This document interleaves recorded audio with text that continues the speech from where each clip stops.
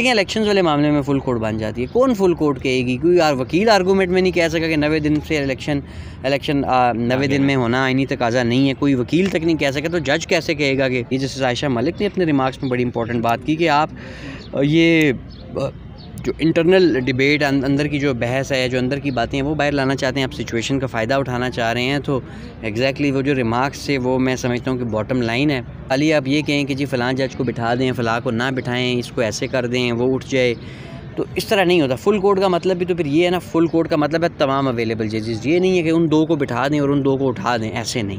Full court is a full court. बिस्मिल्लाहिर्रहमानिर्रहीम, अस्सलाम वालेकुम। सुप्रीम कोर्ट ऑफ पाकिस्तान में मौजूद हैं। प्रैक्टिस एंड प्रोसीजर बिल पर बड़ी अहम समाअत आज जारी थी। चीफ़ जस्टिस के सरबराही में 8 रुकनी बेंच है वो इसकी समाअत कर रहा था। मेरे साथ मौजूद हैं मोहसिन एजाज़ भाई, उनसे आज की समाअत के हवाले से जानेंगे और जो बड़े अहम रिमार्क्स कुछ सामने आए हैं जजेस के हवाले से वो भी इनसे जानेंगे। बताइएगा मोहसिन भाई कि आज ये जो मामला है, एक तो हुकूमत के ऊपर ही उनके जो बिल है उसी के ऊपर ही डाल दिया गया है जजेस की जानिब से। एक तो वो मामला बताएं, दूसरा जो रिमार्क्स जजेस की जानिब से दिए गए हैं वो बताइएगा। देखिए फुल कोर्ट के ऊपर ही आज ज़्यादा दलाइल देते रहे हैं। एक तो अटॉर्नी जनरल के आज दलाइल हुए हैं और एक हुए हैं मुस्लिम लीग नून के वकील बैरिस्टर सलाहुद्दीन के दलाइल हुए हैं। और ये तमाम वक्त में यही बताया जाता रहा। सबसे पहले अटॉर्नी जनरल ने कहा कि हम एक CA में फ़ाइल कर चुके हैं जिसमें हमने कहा है कि आप फुल कोर्ट बना दें। फिर बेंच की तरफ से बड़े इंपॉर्टेंट सवालात उठाए गए कि जी क्यों बनाएं, क्यों अदालती एक तरीक़ाकार है। तो उसके में उन्होंने कोशिश की अदालत को मुतमईन करने की, मतलब अपनी तरफ से, लेकिन किसी हद तक भी अदालत उन दलाइल से वो अदालत को मुतमईन नहीं कर सके, ना कोई बड़ी कोई इस हवाले से एग्जांपल्स पेश कर सके। और स्पेशली जस्टिस आयशा मलिक के जो सवालात थे, जस्टिस मुज़ाहिर अली अकबर नकवी साहब के जो सवालात थे, ये बड़े इंपॉर्टेंट थे।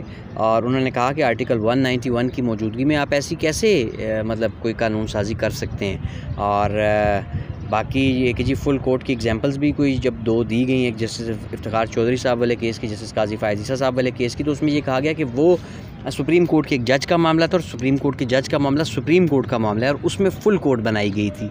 फिर एक मौके पर जब ये कहा गया कि जी जस्टिस का इफ्तिखार चौधरी साहब अपने वाला जो उनके दौर में जब फुल कोर्ट बनी थी तो उस वक्त क्योंकि एक्टिंग जो चीफ़ जस्टिस थे उन्होंने बनाई थी, तो ये भी फिर रिमार्क सामने आए कि वो इसलिए एक्टिंग चीफ़ जस्टिस की तरफ से बनाई गई कि इफ्तिखार चौधरी साहब माजूल हो चुके थे और वो तमाम तर इख्तियारात जो चीफ़ जस्टिस को सुप्रीम कोर्ट रूल्स या आइन या कानून के तहत हासिल हैं वो फिर एक्टिंग चीफ़ जस्टिस ने इस्तेमाल करते हुए फुल कोर्ट बनाई थी। जब हम देखें अगर फुल कोर्ट हर मामले पर, जिस तरह अब हर केस में डिमांड शुरू हो गई है ना, अगर फुल कोर्ट हर मामले में बनेगी तो आपका अदालती निज़ाम रुक जाएगा, ख़त्म हो जाएगा। सब जज अगर एक ही केस सुनने के लिए बैठ जाएंगे तो निज़ाम कैसे चलेगा? तो ये आपका सारे जो उमूर है, इवन लार्जर बेंच भी आपका बाकी का काम रोक देता है, क्योंकि ये 2 मेंबर बेंच होता है, 3 मेंबर बेंच होते हैं, 2-3 फिर बड़ा रेयर 5 होता है। तो आपके जो लिटिगेंट्स हैं 50,000 प्लस केस इस वक्त यहाँ पे पेंडिंग है सुप्रीम कोर्ट में। फुल कोर्ट बना के फिर सारे यही सुनते रहें तो निज़ाम आपका मुल्क का रुक जाएगा कानून का। ऐसे ही है। पहले पंजाब इलेक्शन के हवाले से भी फुल कोर्ट की बार बार इस्तदा करते रहे, आप भी इस्तदा कर रहे हैं। देखें ये हमजा शहबाज, बल्कि deputy speaker Punjab assembly Mazari ruling case में भी इन्होंने ये किया था और फिर बाद में कहा कि हम बायकॉट भी कर रहे हैं। तो ये इन चीज़ों से कोई फ़र्क नहीं पड़ता। आप जो हैं वो या तो आपको इतनी सॉलिड आर्गूमेंट्स और रीज़न्स दें, अगर नहीं तो खाली आप ये कहें कि जी फ़लाँ जज को बिठा दें, फ़लाँ को ना बिठाएं, इसको ऐसे कर दें, वो उठ जाए, तो इस तरह नहीं होता। फुल कोर्ट का मतलब भी तो फिर ये है ना, फुल कोर्ट का मतलब है तमाम अवेलेबल जजेस। ये नहीं है कि उन दो को बिठा दें और उन दो को उठा दें, ऐसे नहीं। Full court is a full court. तो यहाँ पे बड़ी पिक एंड चूज़ किस्म की बेंचिंग ये चाह रहे हैं कि इस तरह के बेंच बने। बात ये है कि मनपसंद फ़ैसले चाह रहे हैं और मनपसंद फ़ैसले नहीं आते तो फिर मुअज़्ज़ज़ जो जज साहिबान हैं उनकी फ़ैमिली को मतलब ये इंतहाई एक गलत ट्रेंड सेट होता जा रहा है, गलत एक तरफ मामला बढ़ना शुरू हो गया है। तो मेरे ख्याल में अब इसको एंड होना चाहिए और सुप्रीम कोर्ट ऑफ पाकिस्तान के फ़ैसलों पर, आइन पर अमल होना चाहिए और ये बड़ा ज़रूरी है। अच्छा, अभी ये समाअत जो है 3 हफ़्ते के लिए मुलतवी की गई है, तो आप क्या समझ रहे हैं कि अब ये केस किस तरफ जाता नज़र आ रहा है आपको? देखें ये केस जो है बेसिकली ये अभी तो ये चला गया ना 3 हफ़्ते के लिए। 3 हफ़्ते के बाद अदालती छुट्टियां शुरू हो जाएंगी और अदालती छुट्टियों में 1 या 2 बेंचेस आम तौर पे हमने देखा कि काम करते हैं, वो 2 मेंबर या 3 मेंबर 2 जज। तो फिर छुट्टियों में ये 8 जजेस का एक जगह पे होना भी ये एक चैलेंज होगा। बहरहाल इन्होंने ऑर्डर तो सस्पेंड है ना, वो सॉरी जो एक्ट है उसके ऊपर वो सस्पेंड है, उसके ऊपर कोई अमल दरामद तो हो नहीं रहा। तो कोई ऐसा इशू नहीं है। और हुकूमत जो है वो उन्होंने पार्लिमानी कार्रवाई का रिकॉर्ड भी अभी तक नहीं दिया। बाहर तो खबरें ऐसी चलवा रहे हैं कि हम नहीं देंगे, अंदर कह रहे हैं कि जी कल तक दे देंगे। तो देखें, लेट्स सी वो क्या करते हैं, और उसी की रोशनी में फिर अब अदालत की जो कार्रवाई जब भी हुआ होगा ये मामला तो आगे बढ़ेगी। लेकिन अभी तक मतलब फॉर द टाइम बीइंग आप कह सकते हैं कि यार एक आध महीने के लिए तो खामोशी है इस वाले मामले पे। सही। अभी जस्टिस मुनीब अख्तर के हवाले से उनकी जानिब से भी एक जो रिमार्क सामने आए थे कि जी आपने जो बिल पेश किया उसमें भी ये लिखा हुआ है कि 5 जजेस जो हैं वो इसकी आइन की जो तशरीह है वो करेंगे। तो अभी उस हवाले से मुझे बताइएगा कि वो उस वक्त क्या माहौल था, और वो जो जजेस की नंबरिंग के हवाले से उन्होंने बात की कि आपकी शायद गिनती कम होगी, तो उस हवाले से बताइए। देखिए, बात ये है कि जो ये सारे आर्गूमेंट्स, ये सारी चीज़ें कर रहे हैं, उन्हें भी पता है कि वो क्या कर रहे हैं, उन्हें भी पता है कि आइन क्या कहता है। प्रॉब्लम ये है कि जब आप महाजराई या लड़ाई का फ़ैसला कर लेते हैं, बल्कि अब सादा या आसान अल्फाज में से कहें कि आपने अपने इक़्तिदार को तूल देने के लिए इस सारी आइन पर अमल ना करने का फ़ैसला कर लिया है, सुप्रीम कोर्ट पर के फ़ैसलों पर अमल ना करने का फ़ैसला कर लिया है,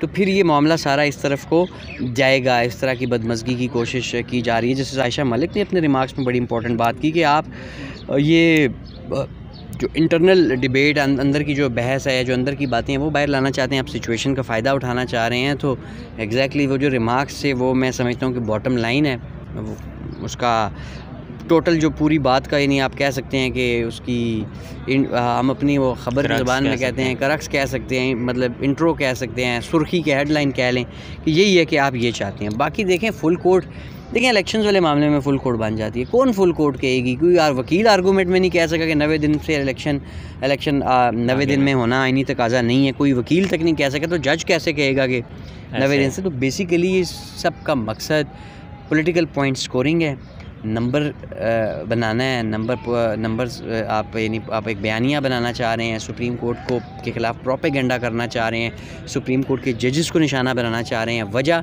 कि वो आइन के साथ क्यों खड़े हैं, वो आप के मनपसंद फ़ैसले क्यों नहीं कर रहे, वो आइन के मुताबिक फ़ैसले क्यों कर रहे हैं, उन्हें प्रेशर में लाया जाए, बस ये मकसद है। इससे ज़्यादा इस पूरी जो कार्रवाई है, जो पूरा मामला है, इसका कोई मकसद मुझे ज़ाती तौर पर नज़र नहीं आता। अच्छा, एक आखिरी सवाल, पंजाब इंतखाबात के हवाले से जो फ़ैसला आना है वो आपको कब आता हुआ नज़र आ रहा है, कितने टाइम में? क्योंकि पहले भी एक फ़ैसला तो पहले ही आ चुका है, फ़ैसला 2 से 3 दफ़ा ये पहले ही आ चुका है। आपको याद होगा पहले उन्होंने कहा कि जी 90 दिन में इलेक्शन होना है, नहीं तो कहा 90 दिन में इलेक्शन कराएं, सदर साहब और इलेक्शन कमीशन मिलकर पंजाब की डेट दें, KP के वाला गवर्नर साहब दें, नहीं हुआ। फिर मामला आया तो वो इन चैम्बर भी ये सुना जाता रहा, काफ़ी सारे लोगों को इन्होंने बुलाया चैम्बर में, गवर्नर, स्टेट बैंक, सेक्रेटरी ख़जाना, इलेक्शन कमीशन के लोग, उन्हें फिर ये कहा गया कि जी सिक्योरिटी के ऊपर भी एक ब्रीफिंग हुई बड़ी हाई लेवल की, तो फिर ये कहा गया कि जी आप एक टाइम लाइन दी गई फ़ंड्स के हवाले से और इलेक्शन के हवाले से, एक डेडलाइन दी गई, एक डेट दी गई इलेक्शन के हवाले से कि आप 14 मई को पंजाब के इलेक्शन करवाएं, आपने नहीं करवाया। देखें, आप सुप्रीम कोर्ट के फ़ैसले पर अमल ना करवा के तो आप बेसिकली अपने मुल्क का, अपने मुल्क के आइन का आप ख़ुद जो है वो उसको मैं क्या कहूँ, मतलब मजाक बनवा रहे हैं आप, ये क्या कर रहे हैं। लेकिन बहरहाल सुप्रीम कोर्ट अब जाहिर है उसने एक फ़ैसला दिया है, जो सुप्रीम कोर्ट कर सकती है उसे वो करेगी, उसे करना भी चाहिए, क्योंकि फ़ंडामेंटल राइट है लोगों का। राइट ऑफ वोट जो होता है वो बड़ा फ़ंडामेंटल राइट होता है किसी भी जमहूरी निज़ाम में, वो अवाम ही सब कुछ होते हैं और अवाम के वोटों से ही सारा कुछ होता है, तो वो ज़रूर होना चाहिए। वो एक आइनी तकाज़ा है, एक बड़ी इंपॉर्टेंट चीज़ है, और सुप्रीम कोर्ट मेरे ख्याल में इस हवाले से अब आज या कल में कुछ गियर चेंज करेगी। सही, बहुत शुक्रिया मोहसिन भाई। हमारे साथ मोहसिन भाई थे और उन्होंने बताया है आज की प्रोसीडिंग के हवाले से, और इस हवाले से आज ये जो रिमार्क्स थे बड़े अहम थे। इसमें फ़ुल कोर्ट की इस्तदा बार बार की जाती रही है हुकूमत की जानिब से, और उसको जो है वो मुस्तरद भी पहले भी किया जाता रहा है, और अभी भी यही बात है कि उस पर क्वेश्चन रेज़ किए गए हैं कि फ़ुल कोर्ट ही आपको क्यों चाहिए। और जैसे जस्टिस आयशा मलिक की जानिब से रिमार्क्स दिए गए हैं कि क्या आप हमारे अंदर की बातें जो है वो लाना चाहते हैं, यानी कि दूसरे मानों में PDM हुकूमत ये चाहती है कि जो जजेस के दरमियान इख्तलाफात हैं, तमाम जजेस जब फुल कोर्ट में बैठेंगे तो उनमें से कोई जजेस जो हैं वो इख्तलाफी नोट देंगे, और उस इख्तलाफी नोट पर वो बयानिया दोबारा से जो है वो बनाया जाएगा। जैसे पंजाब में इंतखाबात के हवाले से सुओ मोटो केस में ये कोशिश की गई थी, और यही इसी मामले में भी दोबारा से ये कोशिश हुकूमत की जानिब से की जा रही है, और उसकी उस पर जो है वो इसलिए बार बार ये इस्तदा की जा रही है कि फ़ुल कोर्ट बेंच बनाया जाए। जिस पर आज ये जस्टिस मुनीब के रिमार्क्स भी दिए गए थे कि जी आपने जो बिल पेश किया है, ये प्रैक्टिस एंड प्रोसीजर बिल, इसमें जो आप ने लिखा है कि आइन की तशरीह है वो 5 जजेस कर सकते हैं, तो यहाँ पर तो आप देखें 8 जजेस बैठे हैं, तो यानी कि आपकी शायद गिनती ख़राब हो गई है। और इसके साथ साथ ये भी है कि 3 हफ़्ते तक अब इसको मुलतवी कर दिया गया, और साथ ही इस जो बिल है इस पर मज़ीद अमल दरामद करने से जो है अभी तक इस जो इम्तना है वो बरकरार है। और अब 3 हफ़्ते बाद जब कल रिकॉर्ड जमा कराया जाएगा और उसके बाद 3 हफ़्ते बाद जब ये समाअत होगी तो उसके बाद देखेंगे कि क्या इसमें अपडेट है। अभी मुझे इजाज़त दीजिए, अल्लाह हाफ़िज़।